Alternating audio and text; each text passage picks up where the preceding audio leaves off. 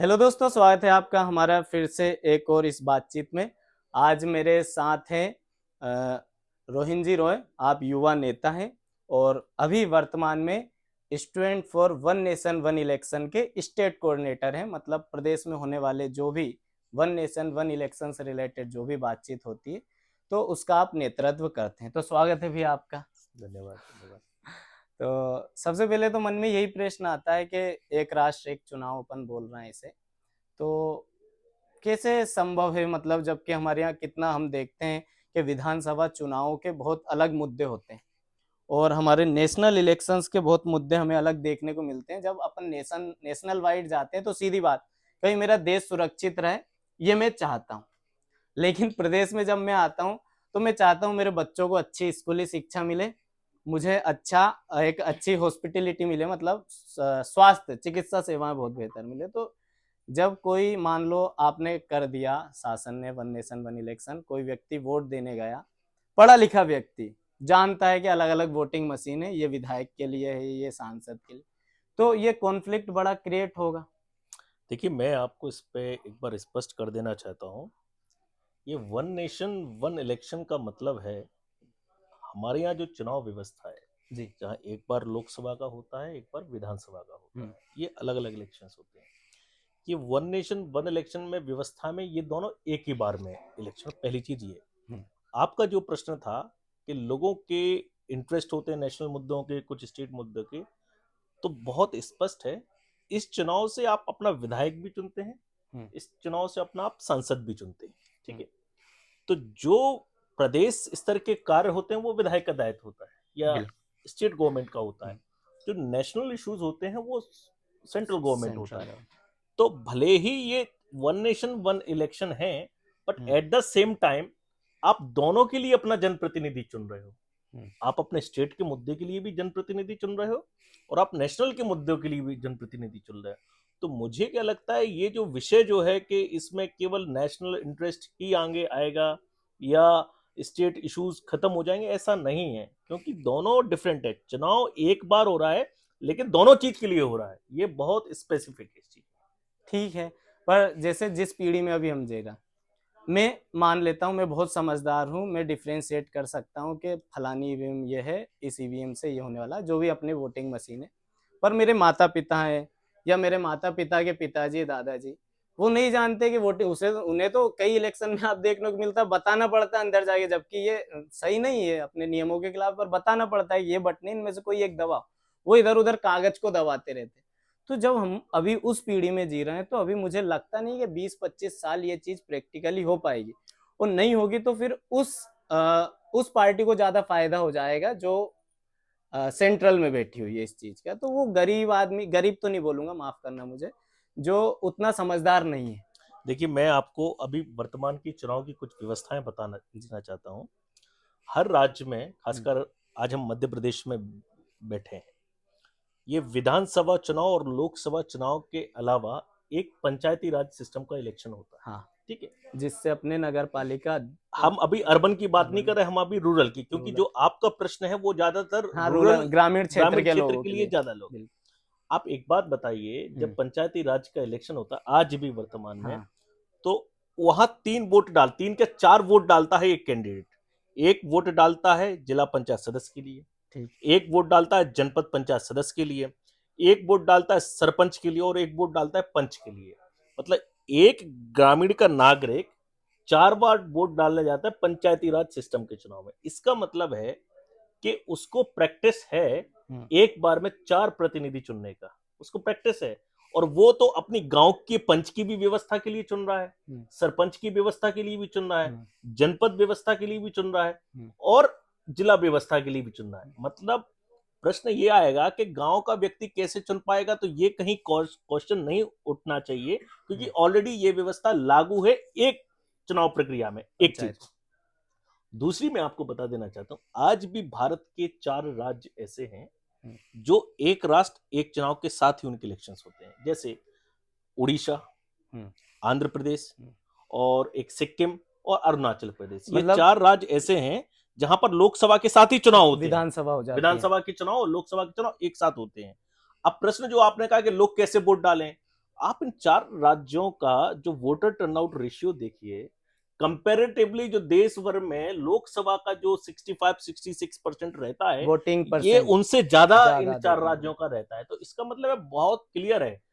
मैंने आपको दोनों विषय में क्लियर किया हुँ, कि ग्रामीण पृष्ठभूमि में देखो तो अपनी पंचायती राज की व्यवस्था जो है हुँ, उसमें 4 प्रकार का वोट डालता है, और भारत के परिप्रेक्ष्य में देखो तो ऑलरेडी 4 राज्य ऐसे हैं जहां पर ये एग्जिस्टिंग व्यवस्था अभी है। तो मुझे क्या लगता है इस प्रकार का कन्फ्यूजन नहीं होना चाहिए। और अगर कहीं ऐसा कन्फ्यूजन क्रिएट होता है तो जब एक बार चुनाव की बात आएगी तो पूरी प्रशासन, पूरी मशीनरी, ये जागरूक सामाजिक संस्थान है और सभी पॉलिटिकल पार्टी भी करेंगे ना कि भाई किस तरीके से लोगों को वोट डालना है। हुँ, हुँ। तो मुझे क्या लगता है एक व्यापक इसमें एक अभियान भी चल सकता है। मेरे मन में एक और डाउट आया हम्म, था, जैसे वन नेशन वन इलेक्शन में केवल लोकसभा और विधानसभा ही साथ होंगे या फिर ये आपने बताया पंचायती राज नहीं, व्यवस्था के अभी जो सिर्फ जो बात हो रही है वो वो लोकसभा स्टेट और इलेक्शन विधानसभा, इन अच्छा दोनों के इलेक्शन को एक करने की बात बात चल है। रही है।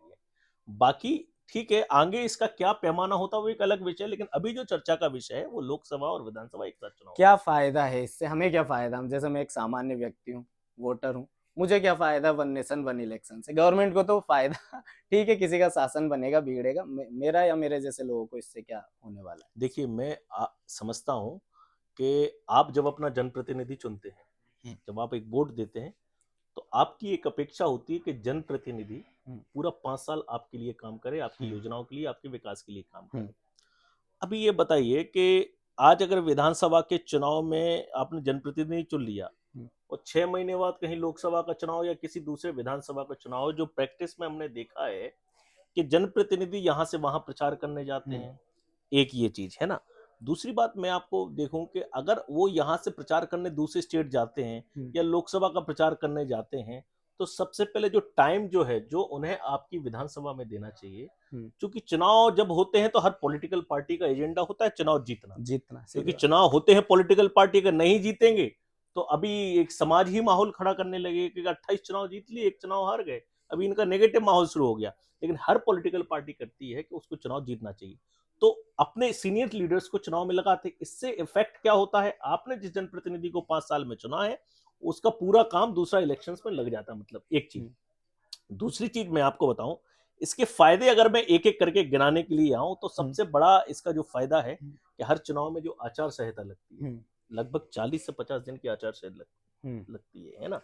अब ये आचार संहिता में मैं एक उदाहरण के तौर पे एक माननीय मंत्री जी का मैं जब वक्तव्य सुन रहा था, तो उन्होंने कहा कि आचार संहिता लगी थी और एक पीड़ित हमारे पास आया परिवार, उनके किसी बच्चा गंभीर रूप से बीमार था, उसको हमको इलाज के लिए सहायता राशि देनी थी।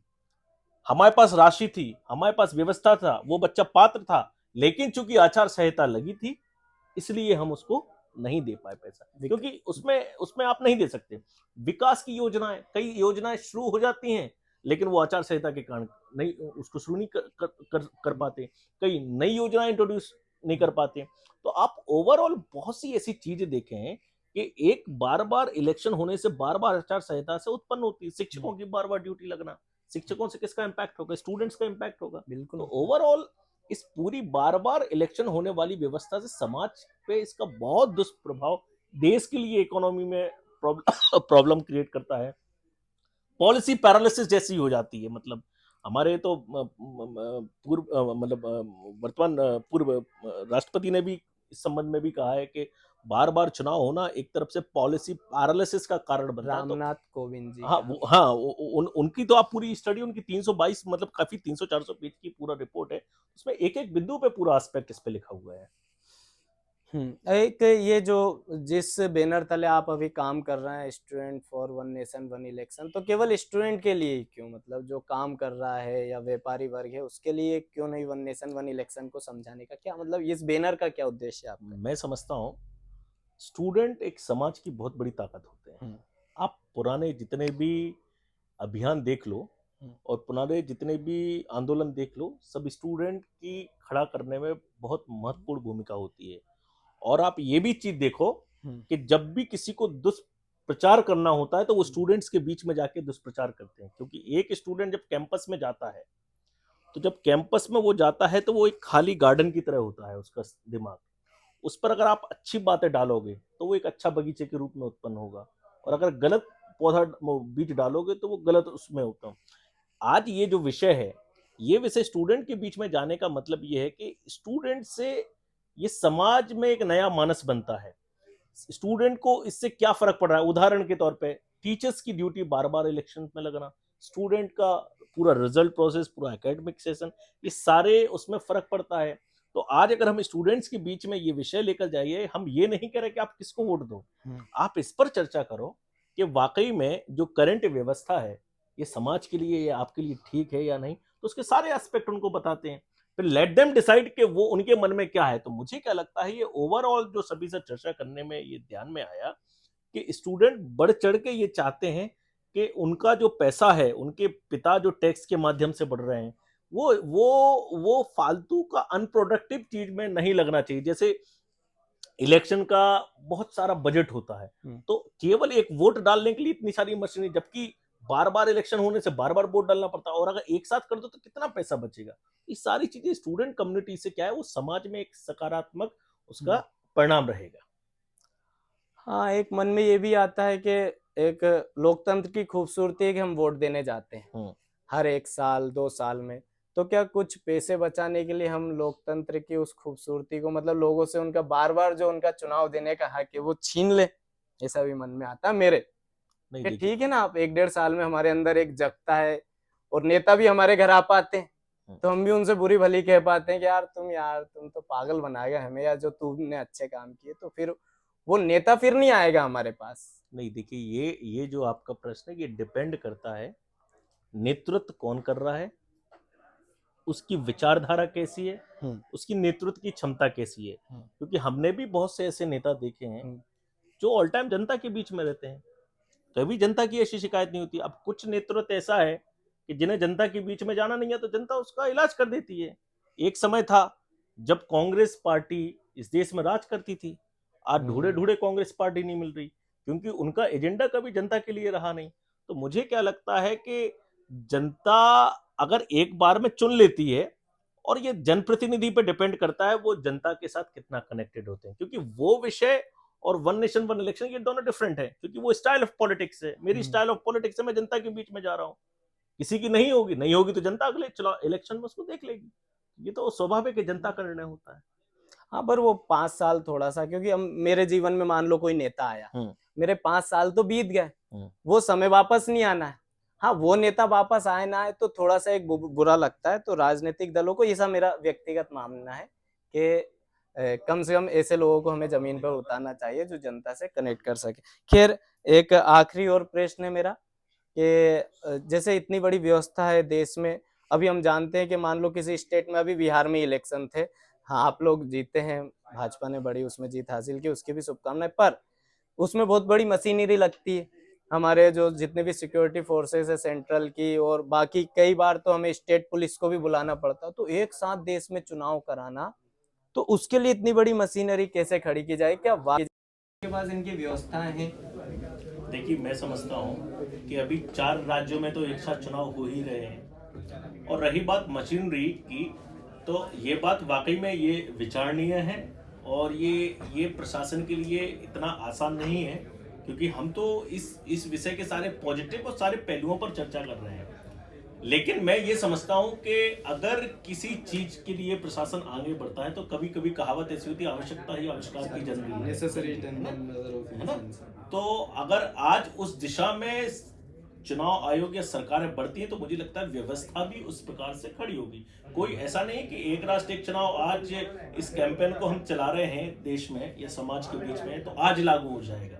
एक समय दर समय इसको लागू होगा। इसमें तमाम प्रकार की कमेटियां अखिल भारतीय स्तर पर भी इसमें बनी हैं, और सरकारें भी, विभिन्न सरकारें भी सारे पक्ष को ध्यान में रख रही हैं। तो मुझे क्या लगता है, कितना संसाधन होगा, क्या इंफ्रास्ट्रक्चर होगा, इस सबको पूरा आकलन करते हुए ही इस पर निर्णय लिया जाएगा। पहले कभी ऐसा हुआ अपने देश में कि जिसमें एक साथ पूरे राज्यों के और अपने जो केंद्र सरकार के जो इलेक्शन हो, आम चुनाव हो? मैं तो ये समझता हूँ कि आप अगर भारत का इतिहास उठा के देखें, 1947 में देश आजाद हुआ, और जो पहला चुनाव, दूसरा चुनाव, तीसरा चुनाव जो हुआ, और लोकसभा 1952 से लेकर 67 तक लोकसभा और विधानसभा के चुनाव एक साथ हुआ करती थी। लेकिन जब 1967 में आपने देखा होगा कि जब कांग्रेस पार्टी की सीट्स कम हो गई, कई राज्यों में उनकी सरकारें चली गई और फिर गठबंधन की सरकारें बनना शुरू हुई, तब वहां से ये प्रैक्टिस ऐसी शुरू हुई कि चूंकि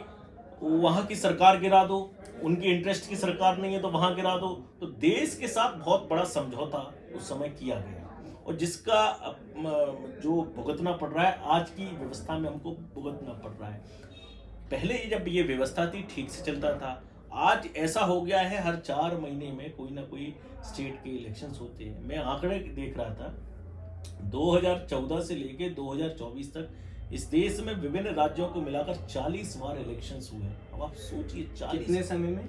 2014 से लेके 2024 तक विभिन्न राज्य में अलग अलग बार जो चुनाव हुए, कहीं सरकार गिर गई, कहीं महाराष्ट्र के चुनाव हुए, कहीं झारखंड के चुनाव हुए, टोटल मिला के 40 बार इलेक्शन। अच्छा, मुख्य इलेक्शन से अलग बीच में सरकार नहीं, हम टोटल इलेक्शंस मतलब इलेक्शन प्रोसीजर जो कंडक्ट हुआ पिछले 10 साल में वो 40 बार हुआ। अगर मान के चलिए यही एक राष्ट्र एक चुनाव होता तो 5 साल में केवल एक ही बार इलेक्शन होता, एक ही बार में सभी राज्यों के सभी स्टेट के।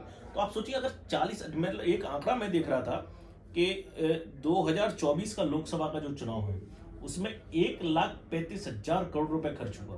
कितना? सिर्फ एक लोकसभा का चुनाव संपन्न कराने के लिए। और जो मैंने आपको बताया कि पिछले 10 साल में 40 बार चुनाव हुए विभिन्न राज्यों में अलग अलग समय के दौरान, तो 40 बार चुनाव होने से कितना पैसा खर्च होगा आप अनुमान लगा सकते हैं।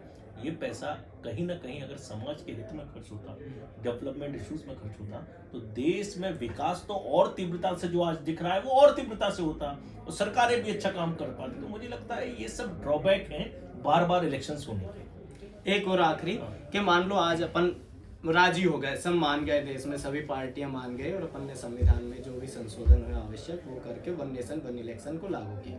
पर मान लो बिहार में इलेक्शन हुए और 1 साल बाद ही अपन ने ये लागू किया, तो क्या वहाँ 1 साल गवर्नमेंट चलेगी, अगले 4 साल को कैसे क्या मैनेज करेगी गवर्नमेंट जो कार्यकाल बचा हुआ? मुझे क्या लगता है उसके लिए एक बहुत टेक्निकल एक्सपर्ट टीम जिसमें सारे जुडिशियल के लोग होंगे और इस चुनाव आयोग के लोग होंगे और सारी पॉलिटिकल पार्टीज भी इसमें रहेंगी। प्रश्न तरह से एग्जीक्यूशन किस लेवल पे होगा, तो मुझे क्या लगता है कि आने वाले समय में वो पीरियड चुना जाएगा जहां पर सरकारों का एक्सटेंशन कम करना पड़ेगा और जिनका टेन्योर भी कम करना पड़ेगा। तो वो एक बहुत एक्सपर्ट वाला विषय है जिसपे एक्सपर्ट टीम बैठी हुई है, उस पर चर्चा करेगी, वो कुछ ऐसा समाधान लेकर आएगी। देखिए मैं समझता हूँ कि कभी कभी मैं हमेशा एक उदाहरण देता हूँ कि घर में अगर 2 बच्चे हैं और दोनों बच्चों की शादी है और एक की तिथि अगर 20 जनवरी है और दूसरे की तिथि अगर 20 मार्च है और एक ही परिवार की शादी है, तो घर में माँ पिता को अलग अलग व्यवस्थाएं करनी पड़ेंगी। लेकिन इसका बेस्ट तरीका क्या है कि 20 जनवरी वाले की तिथि 20 फरवरी कर दो और 20 मार्च वाली की तिथि 20 फरवरी कर दो। तो मुझे क्या लगता है ऐसे में एक रास्ता निकल सकता है। किसी को सेक्रीफाइस करना पड़ेगा, किसी का एक्सटेंशन होगा, लेकिन वो एक ही बार होगा और जब वो एक बार हो जाएगा तो मुझे क्या लगता है सारी व्यवस्थाएं देश में होगी। और मुझे क्या लगता है ये पार्टी पॉलिटिक्स से हटकर ये विषय है आज के समय में, क्योंकि राष्ट्र को एक चुनाव की आवश्यकता है, इस देश को एक चुनाव की आवश्यकता है।